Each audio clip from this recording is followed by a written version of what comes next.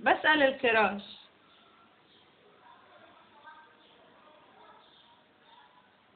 وبقول له يعني شكلها مش مقامك يعني، و بيئة قوي.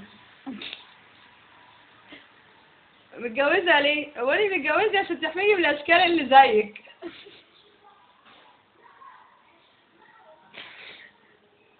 ايوه متجوزة عشان اي حد يفكر يجي جنبي تحميني. ما الرجالة كمان بتتعرض لتحرشات من البنات وبلاوي زي البنات بالظبط.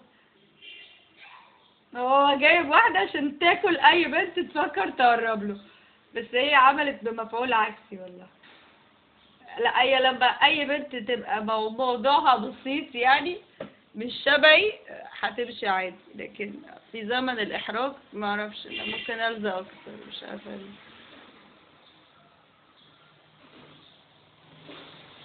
بس اكيد انا عندي كرامه برضه يعني.